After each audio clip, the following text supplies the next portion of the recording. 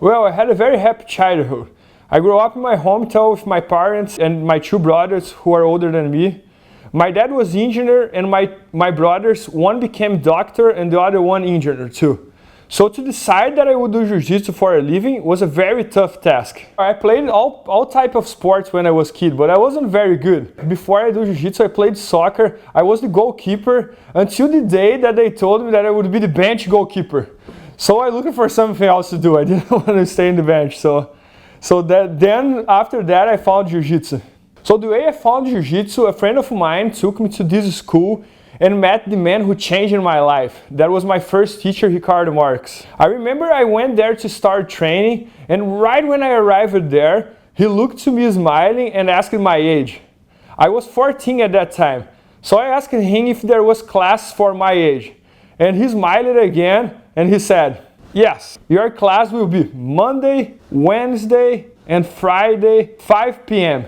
So I was thinking like, man, it's kind of weird the way he said. And then I just figured that he didn't have that class. He started that class with me and my friend who was joining. So that was a very cool way like to start training jiu-jitsu. I love jiu-jitsu from the first day. It was addictive. And I think anyone who is into jiu-jitsu will tell you that. You tried and you were hooked. I wasn't very good in the beginning, but that was no problem because I was just enjoying doing jiu-jitsu. I seemed to get a little better every time and I was having a lot of fun. About 6 months after I got there, my teacher Ricardo asked me the most important question anyone have ever asked me. Where do you want to be in a year? Where do you want to be in 5 years? And I told him that I wanted to be world champion. And then he asked me again, do you really want to be world champion? And I said, yes. He said, okay, I'm gonna help you reach your goal. So after that, he started pushing me very, very hard in training, competition, and very soon I was traveling around. I would go to the tournaments, I would lose, I would win, and my teacher kept encouraging me and showing me new techniques and this and that. I improved, and when I finally went to the blue belt worlds, my first worlds ever, I lost in the first match. It was a horrible feeling, and I got beat up. The guy got the triangle, got the mount. But then next year, still in the juvenile division, I got second in the worlds. And that was a huge deal for me. I got second in the worlds. Probably like one of the biggest steps in my career because then I started believing more and more and more in myself. So because I got second in the worlds, I started doing better in life because my confidence grew a lot. So other aspects of my life started not seeing that hard. That tournament that I got second was really important for my life in general.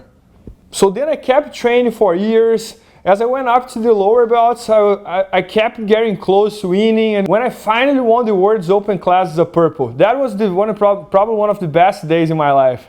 And then after 3 years, my teacher gave me the greatest gift ever, the black belt. And he told me that if I really wanted to be a black belt world champion, I would need to move to a bigger school, and I did that. That was when I met Fabio Gurgel in Sao Paulo and I started training there. So my first teacher was the one who told me to go to Sao Paulo and train under Fabio Gurgel. That's another reason that I respect him a lot.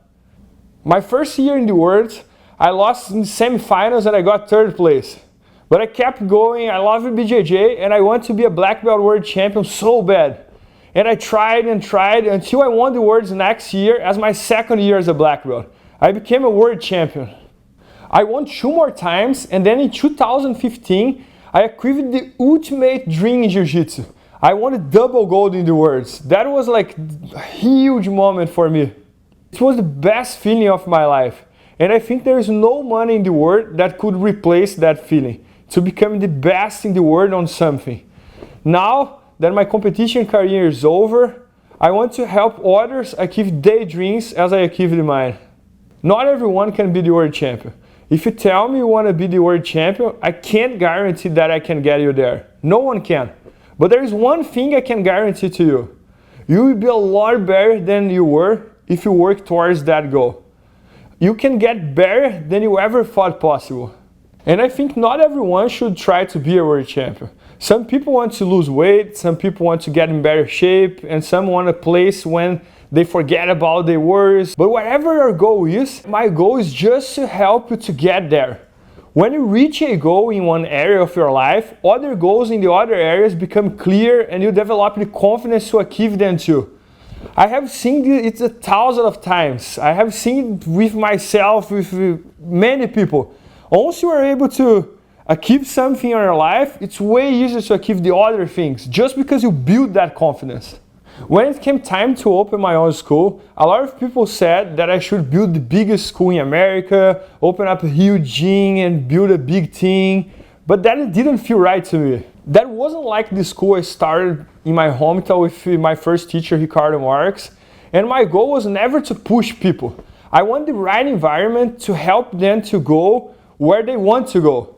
I found this house in Bedford, Massachusetts, which is a beautiful town just northwest of Boston, very close to the highway, and it just felt right. I could have enough space to have very fun class when everyone can learn a lot, but small enough so no one ever feels lost. I want to know every student at the school. I want my instructors to know everyone there. Most importantly, I want it to be small enough so I can ask them the same question my instructor asked me in my hometown. Where do you want to be? I don't care if the answer is that you want to be a world champion, lose weight, or get in better shape so you can be a better wife, husband, mother, father, or have a healthy environment so your kids can improve beyond wherever they thought possible. My goal is to help you to get there. I want to create the most positive, happy environment possible, that people can come to escape their busy lives, forget about what time it is, and just practice Jiu-Jitsu. I don't think Jiu-Jitsu people are better people than the others, but there is one thing I'm pretty sure. They're happier than the average. Once you do Jiu-Jitsu like 2, 3, or even 5 or 7 times a week, it rubs off on other aspects of your life. I want to help you become happier and help you to achieve your goals. That's my goal.